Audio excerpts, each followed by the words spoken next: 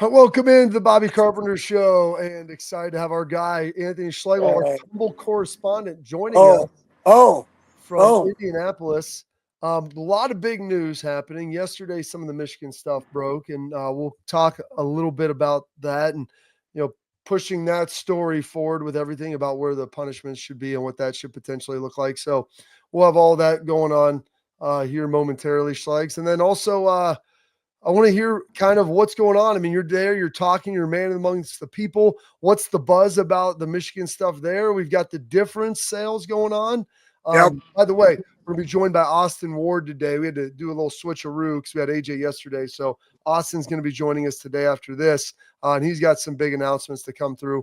So very excited. But go ahead, sir. Give me the full Monty of what it's been like over there in Indy. So, I mean, honestly, guys, when you come to strength coaches, we're not really talking about the Michigan thing. We get very few days to actually be able just to like breathe, have a cocktail, share stories.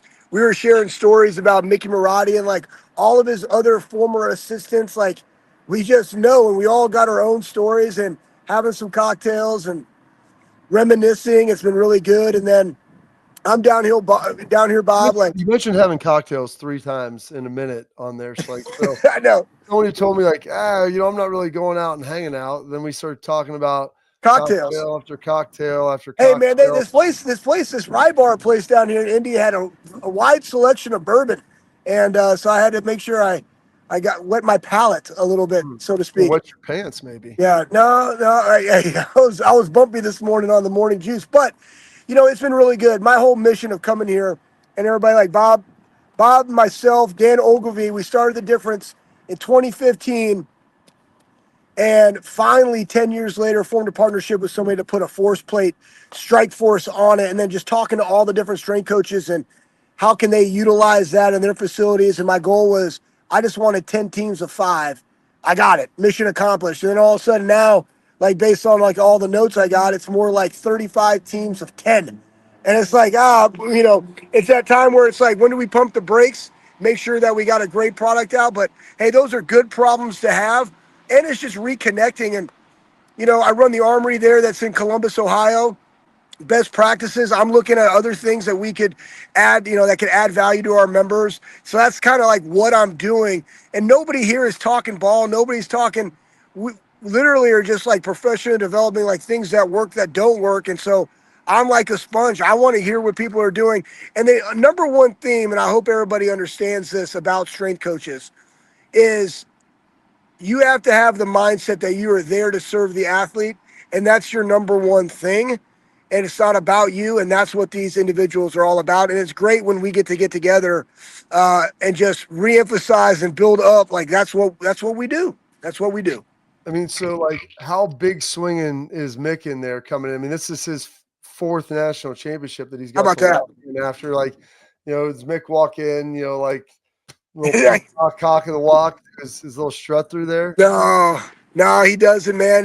His wife Susie's here. It's because they've been in the life of a lot of different people, and for him, it's I was talking to Scott Sinclair. He's the head strength coach at Georgia, and it's amazing. Like, and that's what we try to do on the show, Bob. And you and I have lived it, experienced it. I've Talked coached about it. my brother that he's the strongest dude Oh, he's ever been around. oh yeah, of course, man. George is the best, but it's when it's good on good, like the margin of winning. I mean, we talked about the 22 Georgia game. I mean, that's a field goal, good on good. You look at this year, and we were actually talking about teams and all the different things that we do to like get our guys to trip and like buy in, and through the training, through the leadership, through all these things. And then you look at Ohio State, and it clicked after 12 games. And you're like, you go back, like, could I have done something different to advance that? And the answer is sometimes they just need to get what they get when they get it. And it's nothing about what you did or sets and reps or leadership or toughness in the training, or they just had to have that moment where they all came together. And that was, that quote unquote team meeting. And they all made a decision that we're going to be better for each other. and it's going to be about one more opportunity to wear the scarlet and gray, and that's what they needed. And they went on the run, and there you go.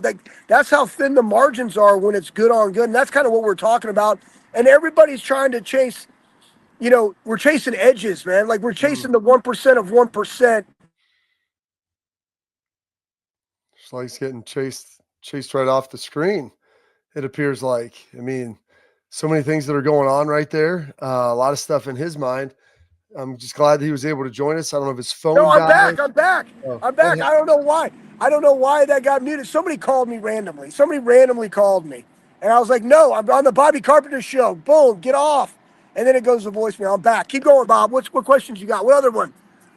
No, I mean, it just with all the stuff happening, with Michigan, maybe we'll have Mr. A-Dub Sports come on here in a couple minutes, and I want to get his opinion on it. All that stuff broke yesterday. He's got a big announcement that's going to be released as well. Good for him. Austin and Berman are guys over there, but wanted Tell to me about hear. the announcement, Bob. Tell me about the announcement. Oh, no, Shawn Moore, 2-game suspension whenever he wants it. Jim Harbaugh's already self-suspended himself. The AD's leaving. He's gone. He's somewhere else the now. president, Santa Ono, is going to Oh, Florida. Konnichiwa, man. He's a Gator, man. Gator chomp, man. So I'm just curious, like, what does this suspension look like? I know we got in this a little yesterday, but I mean, does this matter to you anymore at this point, Schlegs? Like, does it matter to Buckeye fans, you think? It matters to Buckeye fans. Here's the thing, like, I talked to a lot of strength coaches from Michigan, and this was not brought up. Um, Gettleson? no, Gittleson, he's the man. Like, no, I didn't talk to Gittleson. Sean Lockwood, I believe, is their head strength coach. They got a couple of other guys, Flannery and them that Bob, that were at Northwestern. They're at Michigan now, and I've spilt it with these guys in the weight rooms before, and they do a lot of really good stuff. Ben Herbert was there. He's with the Chargers. We were talking stories about him. But here's the thing, for us, it doesn't. For fans, it does. And I understand why it does. And honestly, for maybe the coaches, because they're not like necessarily in the weeds of like training. Like our focus, we can't be in the past. Our focus has to be on the present and the future, and how do we get our guys developed and ready to go during the summer, ready for fall camp. Like that is our mission, not the other things. I can't control that. I totally understand fans' perspective. And I do believe that a precedent needs to be made and set in regards to this. The thing is, I also don't have all of the information. We don't have all the things that transpired. We have assumptions, and I never like to assume because it makes ass out of you and me. I don't want to assume, but I do know this. If it's as severe as we think it was through all the stuff that came out, then the punishment has to be, accordingly. And nobody can comprise this and say it was anything like Jim Trey. That's so BS on that whole scenario.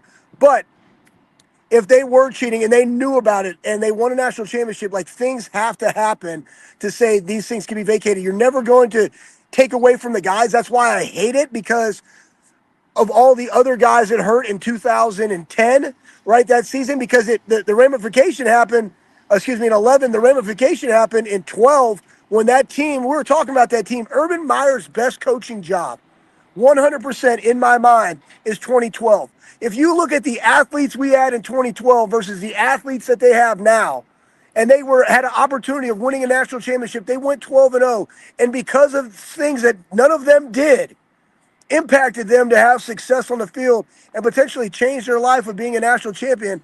I hate that for the guys that spill it. I'm always about the guys, and so You're all about the dude, Schlegs. I'm the best dude fluffer around, Bob, according to you. So, that when I think about what is the punishment that deserve, I always 100% go back to the players. But there has to be consequences and repercussions for their actions. And what does that look like? I do not know. The best place to do it, hit the pocketbooks. Hit the wallet where they don't share in revenue. They get caps on scholarships. They go from 90 to 75. I don't know.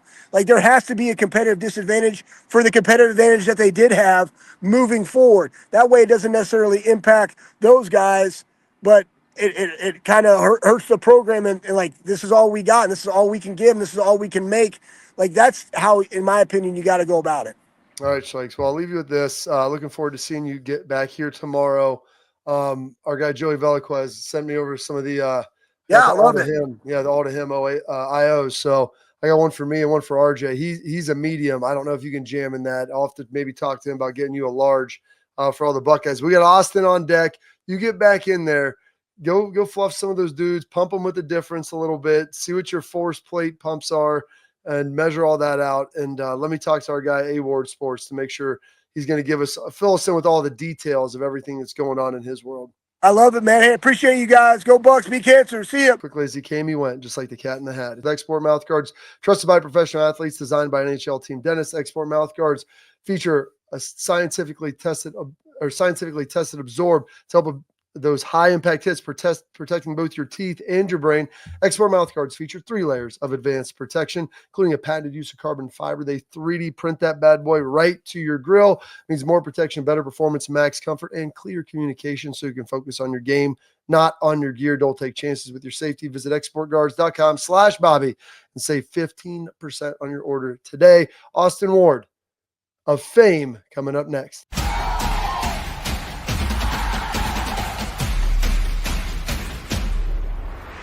Now, pleased to welcome in my guy, Mr. Austin Ward. Got this in my email inbox yesterday, right around this time. And attention, Columbus, Ohio, the Fan, 10TV Plus have announced a new partnership with Austin Ward and Jeremy Birmingham, widely known to Buckeye fans as Austin and Berm, to expand their digital Ohio State football coverage. Under the new agreement, Austin and Berm's popular digital content will now be available free on 10TV Plus streaming app and YouTube channels of both the Fan and 10TV. Their programming will be featured under the Austin and Berm brand. Starting today, it will be available video on demand on the 10TV Plus app. And you can access that on Apple TV, Amazon Fire, Roku, and other streaming services. Austin, you go on to say how just exciting you are and how exciting it is. Your love for 10 TV and 97.1 The Fan. You've won multiple Sports Writer of the Years, and how Berm has a better tie-in to high school kids than anyone else in the world. So I know we got the Michigan stuff to talk about. Yeah. When we talk about doing this, and then this just fortuitously breaks, I want to make sure that everybody who asks me, hey, where can we get some more of Austin and Berm? Are we going to get the Roosters show back? All those great things we love doing together. How excited are you for this? I'm pumped, Bob. I'm just trying to get like you and make sure that I can get that content out to as many people as possible. It's been a long 5 weeks. If you've been getting a few questions about what's been going on with Austin and Berm and the podcast, imagine how many we've had. And we haven't been able to answer all of them up until now. And some of them we'll never be able to answer. And that's fine too. As you know, man, I have loved every second of covering Ohio State since I got here in 2012. It's taken a bunch of different iterations, ESPN.com, Letterman Row, publishing the rival site, working with the Fan, doing 10 TV Plus. That's the next wave here. I'm excited for that because at every step, what I have tried to do is learn from what we did before and see how we could possibly make it better, whether that's staying in one place or finding somewhere else to adapt and move forward. Sometimes it's by choice. Sometimes it's not. Been fired, laid off from other spots, made some choices on my own.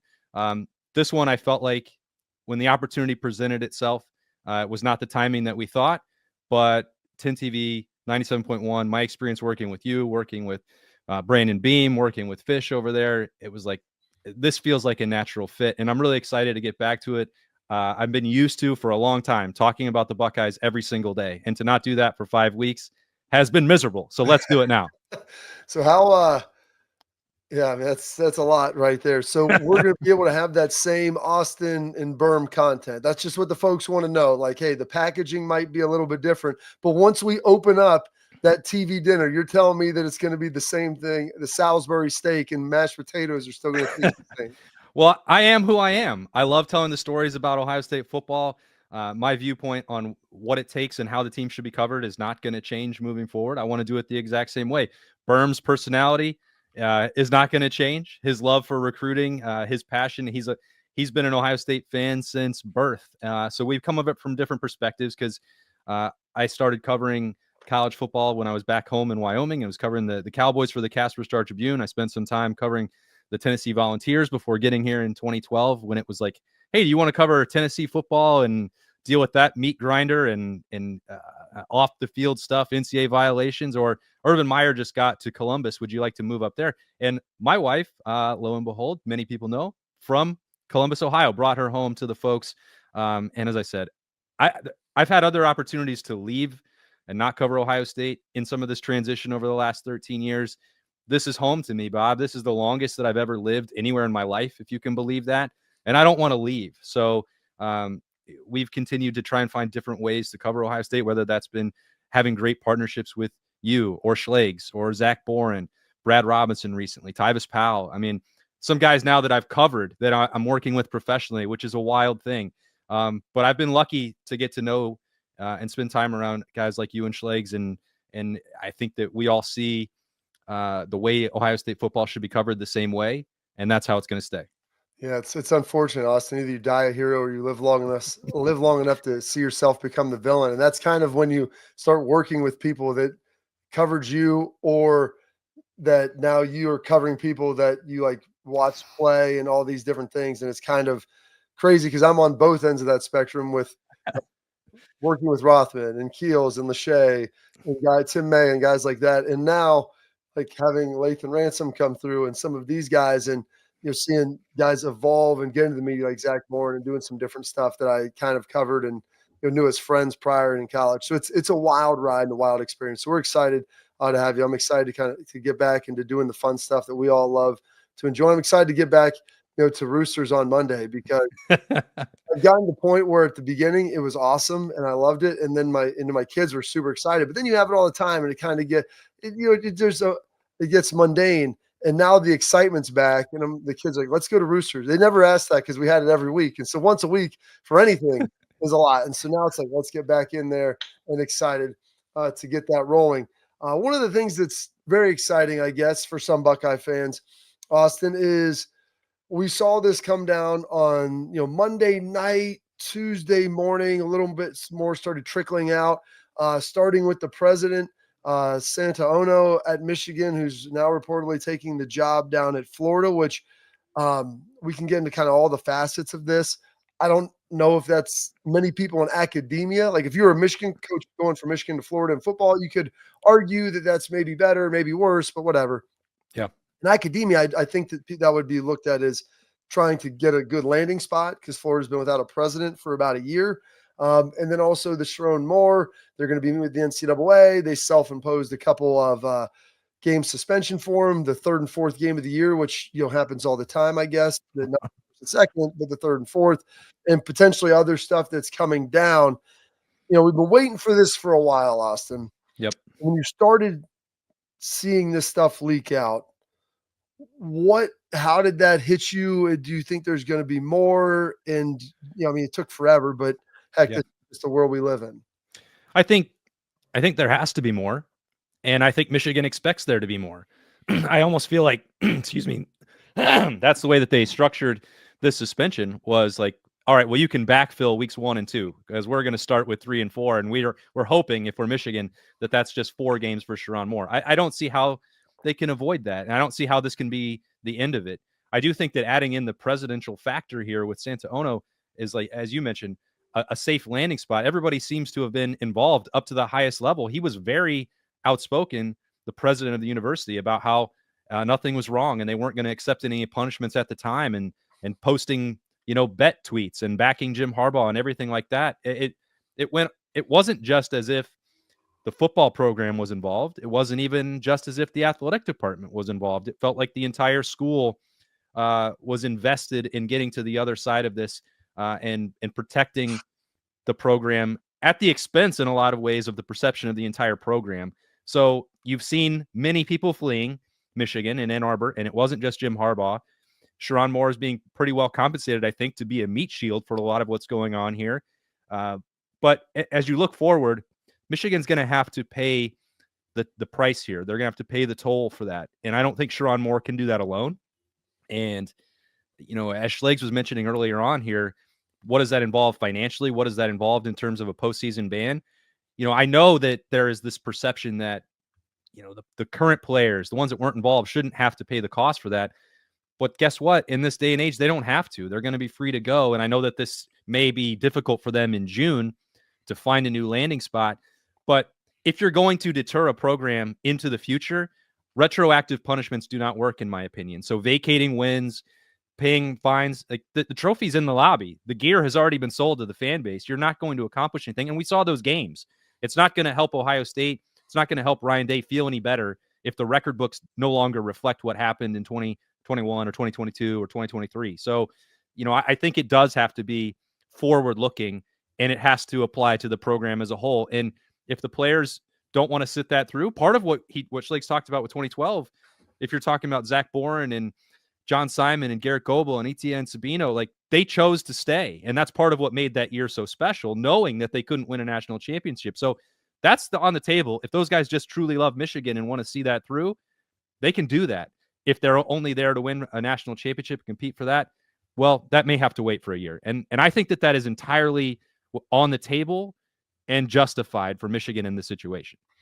How does this play in? Obviously there was the computer stuff where you had the Justice Department getting involved, federal investigation. I mean, do you see that playing into this situation at all? I think you have to look at, there's a trident of issues here. Trident of issues. Right? Because you also have the recruiting situation where, that's already applied to some of these coaches. They've already had to take some suspensions and work through that process already. So you have this tag, lack of institutional control. We don't usually see it applied, but if you have like every single area of your program under scrutiny and under fire, that pretty much fits the definition of what the NCAA has described here. And I know that there are jokes about NCAA enforcement and whether that's a real thing, and if you should have to engage in any of that, or if you should comply to anything they ask. But it's the schools themselves that are agreeing to the rules of engagement here. And basically Michigan they've attacked the on-field side, they've attacked the recruiting side, and they've had like actual legal issues with their coaching staff as well. So you can, I think, put those all under one umbrella, which is maybe it becomes difficult, I think, for the NCAA enforcement to look at that and say, well, we're trying to look at this one thing and determine a punishment here. And we're trying to, do this over here with cheeseburgers and recruiting violations over here. But if there are three different matters going on at once, you have to at some point just say there's something wrong at Michigan and then move forward from there. So you mentioned, is this a lack of institutional control situation? Because you would talk about for a school, and I'm trying to figure out, I remember who tweeted this out earlier today, and it was very, very interesting to kind of see this come down because they were so Michigan was pushing back so hard on this when all this came down. Hey, nothing to see here, nothing to see here. And Peter Burns, who's a little bit of an SEC troll, he said if Michigan football was so innocent in cheating in 2023, they now have self-imposed suspensions not once but twice. Right. And so it seems like, I understand. Bet and Santa Ono saying all those things.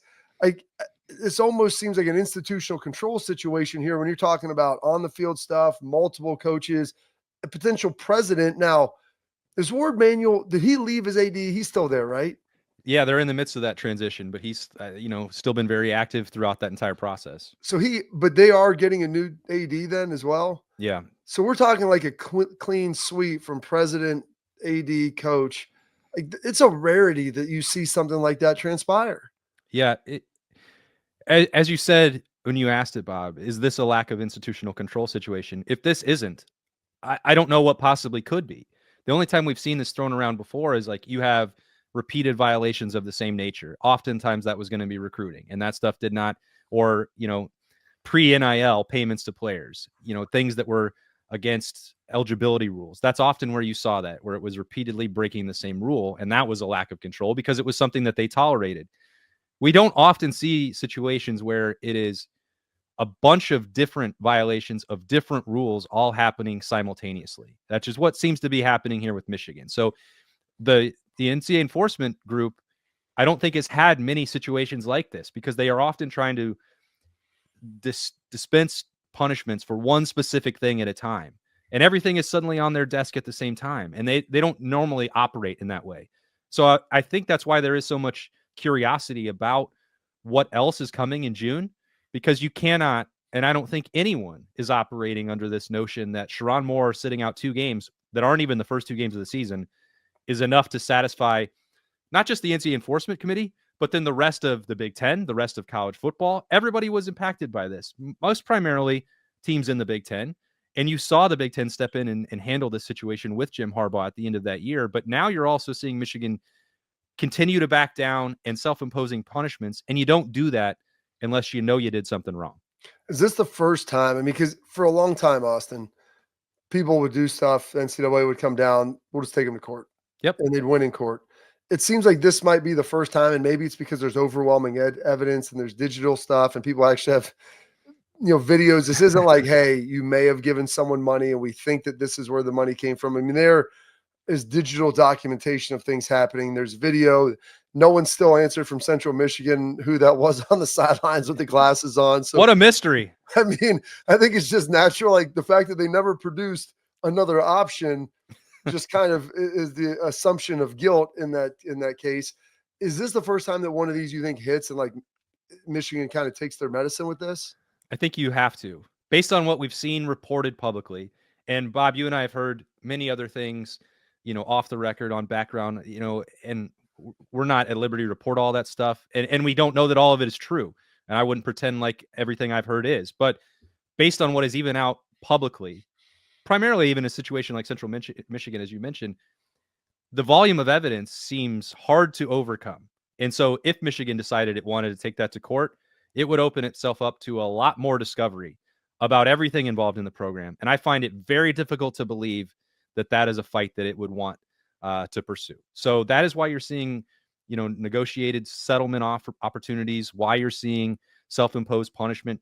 They don't want to take this further. And I think they're just hoping to avoid with the minimum amount of punishment that they can manage, which is fine. I totally understand that part. You should do that. But public perception is not on their side, and I don't think evidence would be either.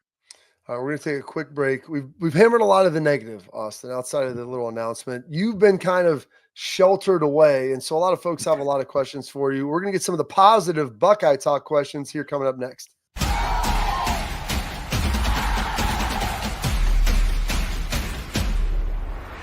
All right, welcome back in the Bobby Carpenter Show. Please like, subscribe, leave your comments, questions. We love them all. And back here still with our guy, A-Ward Sports. And Austin, I mean, listen, you said it's been a number of weeks since you've been able to talk and comment and address people on a daily basis with the podcast daily, with the Roosters show, all of the different avenues and mediums that you get out. I mean, what did we think about the conclusion of spring ball for the Buckeyes and kind of where they were coming out of that? And then also kind of the little portal window, making a couple moves in there. And maybe some of the most important things is the moves that they didn't make with having to replace guys who left. Well, so I've got, 5 weeks of thoughts built up. How much longer do we have? I don't know how long the Bobby Carpenter Show is today, but we could long we could as you want it to be, Austin. Yeah, it was weird because, and I'm still, writing a little bit practice observations at the Ohio State rival site, and things are changing there as well for more curveballs moving forward in the career. But like just to not have that opportunity to leave Student Appreciation Day or had the coaches clinic is one of my favorite times of the year to just be in the Woody. There's another practice on that Friday morning before the spring game, and then have the spring game itself and see a ton of, football and maybe more live football in April than we expected to see, and to not have a chance to just really get out all those thoughts. It's all backed up a little bit, but I think you start with the quarterback situation, Bob, as always. And I think I tried to keep a more open mind about it. And I didn't do a great job at the start. Like going into, the first week of March, it's like, well, Julian Sayin is this 5-star. He had great practices a year ago. You watch the ball spin out of his hand. Like, I just assume he's going to be the starting quarterback. And once it started, I did a better job of like, all right, well, what's Lincoln Kienholz doing better than he has before? What would it look like for Tavian St. Clair if he could get up to speed in time? Because he looks the part physically. Where can Julian Sayin continue to improve if he's having a little bit of maybe some rougher practices during the open portion of windows that we got to see? And so it was more like comparing Julian Sayin to Julian Sayin and not to Lincoln Kienholz and not, all three of them, like who's winning today. There were days where you just left and you would have to say that Lincoln Kienholz had the better of Julian Sayin. The last day of spring camp in the Horseshoe, Julian Sayin, I think, had the better day. And maybe that was a reminder again for me to say, this is that time when Ryan Day views this as 1 through 15 in the practice, and practice 16 is in August, and then they continue the battle from there. I'm more on board with that today than I ever have been. I think that's exciting because it's not like Ohio State wanted to go find Nico Iamaleava and bring him in after camp. They know what these guys are capable of. They believe in them all. I do think, it is a 2-horse race, and that Tavian St. Clair is not going to be actively involved in the starting competition in August. I think that part has been settled, and it's not a surprise for a true freshman. But there are things about both of their games that you can really like. Julian Sayin, again, with the accuracy and processing, he seems to have that pure arm talent that you want. And Lincoln Kienholz is that dual threat, sort of, moving out of the pocket, extending plays and running that I think people wanted to see maybe from Devin Brown in the past. Will Howard could do some of that with his size and strength a year ago.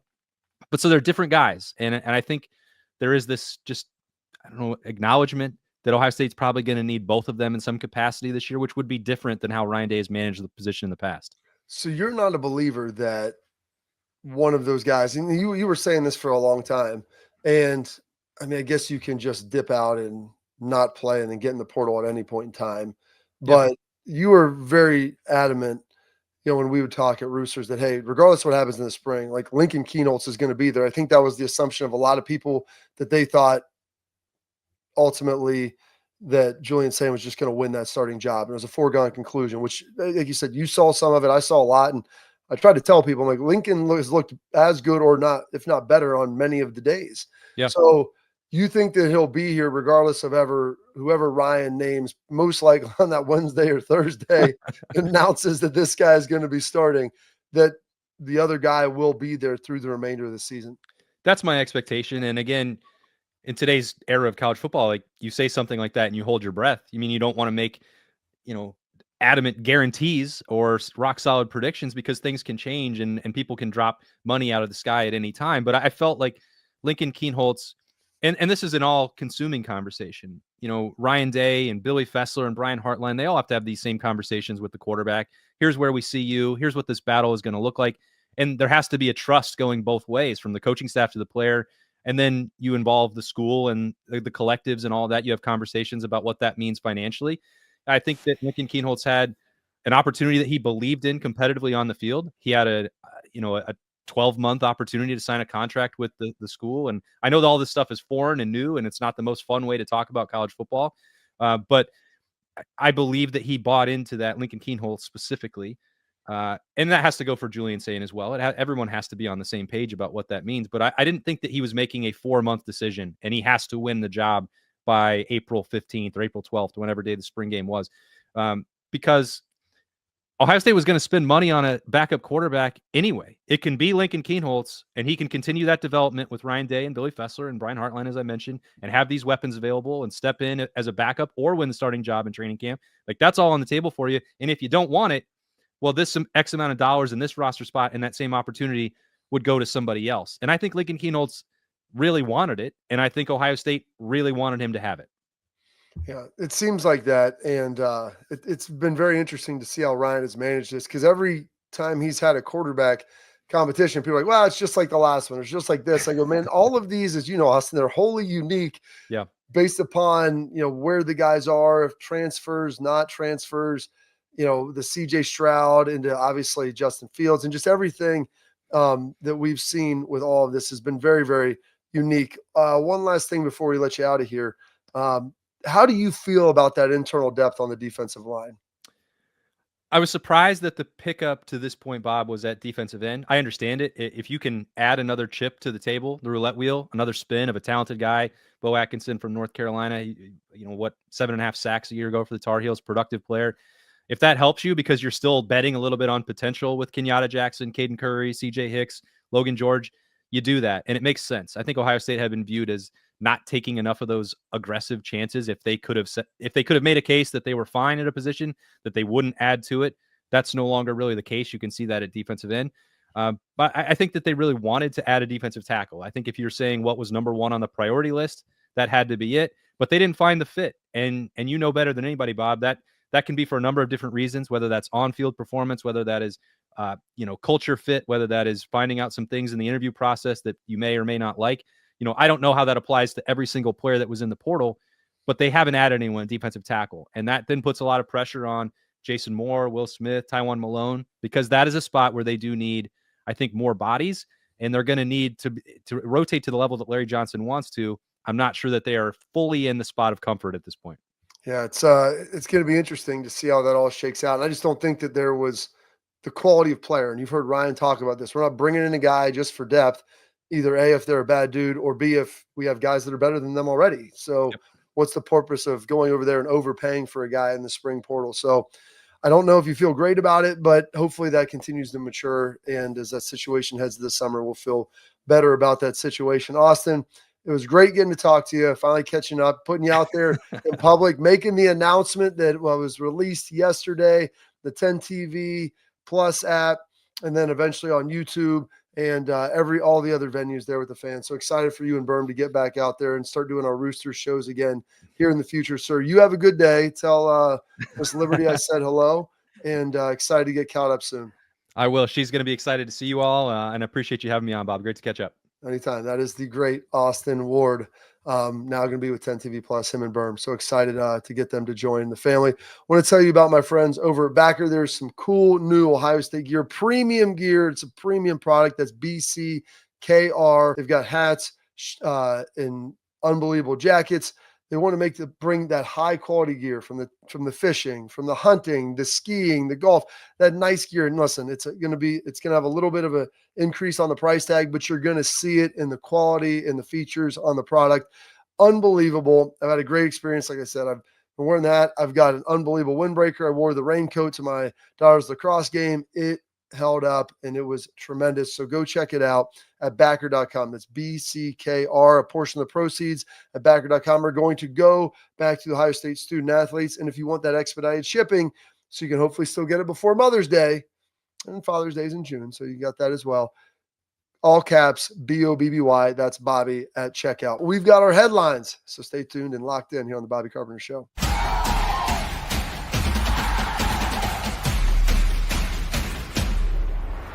All right, we got our headlines brought to you by our friends over at Lake Spur Marketing. They're a full-service ad agency, folks. They do it all for you. They're built on trust, strategy, performance. They shield your team from the unwanted outside noise, the cold calls, all the crap you have to do that you don't enjoy.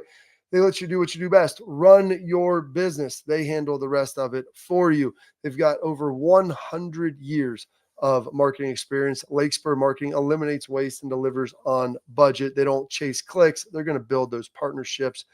Lake Spur Marketing, the proof is in the partners. We've got our headlines here. We've had this in the hopper for a while. Lee Corso is retiring. And Lee is a legend. Talking a little bit about Lee Corso's stat line and what he is about and what he's been able to do with game day at college football. And we can scroll through some of these different things with what he's done, the picks. And a lot of Brutus heads there, 430 mascot headgear picks all time. And his record, 286 and 144. Now he's picking that heads up, not against the number, but still, that's pretty darn impressive because usually you're picking the biggest game every time. 1999, perfect season. How about that for my guy, Lee? 69 different teams that he has picked all time. And I think he even has 3 teams with multiple picks and no losses with USC, Virginia Tech, and North Dakota State 3-0. And then lastly, who has he picked the most? Well, the first one he ever did was Brutus Buckeye. And so he's done Ohio State the most, Bama the second, LSU, Florida, and Oregon. And a lot of that's the function of, hey, you're one of the best teams. You're one of the biggest games, and Lee wanted to be there for you. And so as I look at this, and hopefully he's got one more headgear pick in him, and he's going to have one more college game day. And it's looking that it's probably going to be in Columbus, Ohio, where it all began with the headgear picks. Take it on Texas. We're hoping that's going to be a night game. But get a chance to see Lee go out there one more time at 89. I think he'll be 90 years old. His birthday, I believe, is in July. So he'll be 90 years old for the start of that, which is absolutely insane with where he's at, and to have a 90-year-old on television, still in a paid occupation working, just to say fond farewell. So Unbelievable. He turns 90. Thanks, Pat, on August 7th. So, yeah, right there in early August, he'll be turning 90. And so good for him. Can't wait to see it, and very, very excited for him to finish that off. Been meaning to get to that for some time, but there's just so much news that keeps coming down the pike. So all that different stuff about Lee, wanted to make sure that we honor him in the correct way. We're going to take a quick break. Coming up, we've got some tailgate talk where we answer your questions. We're going to go back to Monday's show, and there's some comments and questions. And of course, we had the great Lathan Ransom on, so people had some stuff for him, and we'll get back on that and talk about some of your comments and questions here coming up next.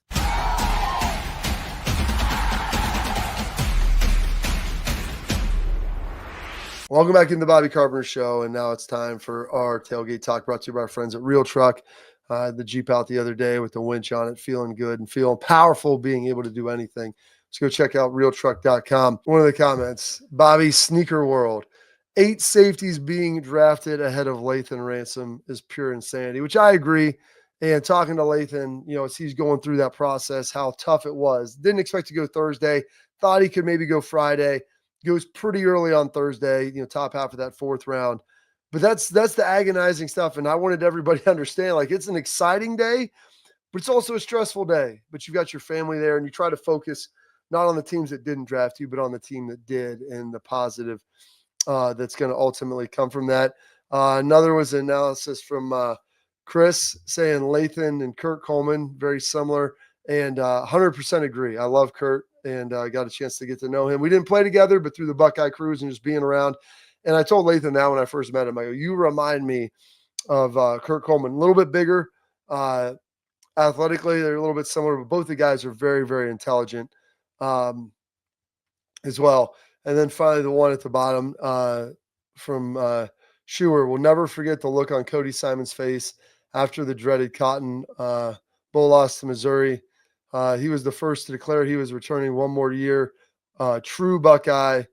Who remembers? Only God. And that was a great one there for Cody, and such an integral part of that coming up. All right, take a quick break right now. Coming up, we'll wrap up the show with some parting thoughts.